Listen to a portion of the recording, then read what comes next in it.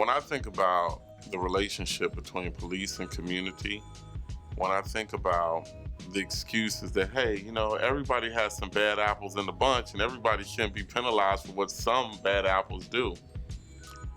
This is not a situation where I just meet you on the street. You didn't swear an oath to protect my rights. You didn't, you know, these police are supposed to be professionals.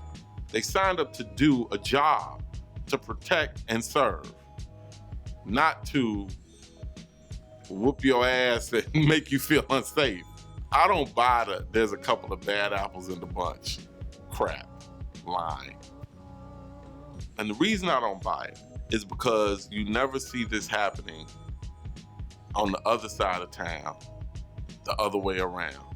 By the logic that there's a couple of bad apples in every bunch, that means, hey, there are a couple black officers that'll shoot and beat up some white people. There are a couple Mexican officers that'll do this. So, you know, we're seeing the same people being victimized over and over and over, which tells me that this is not a couple bad apples in a bunch.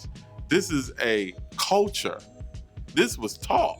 This is who was targeted. This is a targeted group versus a couple bad apples. This is like the way y'all do things. Although it goes unsaid that it's the way we do things, if we look at just the data is this is who it happens to. So it's more than a couple of bad apples. It's tradition. And so as we look toward solutions, if you look at Crown Heights, there's a Jewish community in Crown Heights that has their own private police force, their own ambulance, their own, you know. The University of Chicago has the second largest private police force in the state of Illinois. Private communities have, like gated communities, have private patrols, you know, where police don't really have to go into many of these communities because they're already community policed.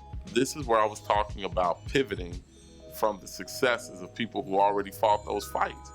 It's useless to protest against police brutality when it's ingrained in the culture of the police, unless we're gonna just do a campaign to make everybody from the community join the police force, which I don't see that happening. But what we can do is create our own community police department. We can work with the cities and the states to create our private security blocks, where I think it would be much more effective in lowering crime if Uncle June could say, hey, did Ray Ray steal Rashid's bike? Look, I'm gonna go to Ray Ray's house and get the bike back. Instead of somebody going with a gun, like, put the bike down, and then shooting a kid over a bike. You know what I mean? Or a kid hits an officer. This happened in Chicago. A kid hit an officer with a snowball and got a felony charge. If that was community policing, I mean, that kid's life is ruined over a snowball. You know what I'm saying? And so many of our communities are dealing with an occupying force. And I think as best we can, we have to bring our families back together in order to bring our communities back together and begin a process where we can police ourselves. It's the only way. Someone get rich in this country and then they go and they build a school in Africa. You know what I'm saying?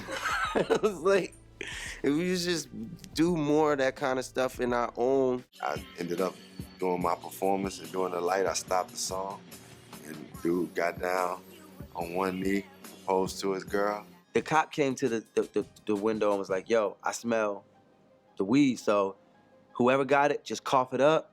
I won't do nothing. I won't lock you up. I won't do nothing. Everybody's like, yeah, whatever. Brooklyn, New York was a little bit, like when I was super young, like 6, 7, 8, 9, it wasn't so bad. But by the time I turned 13, things in the neighborhood took a turn. So the music was a way for me to really just, you know, not hanging out with the wrong crowd and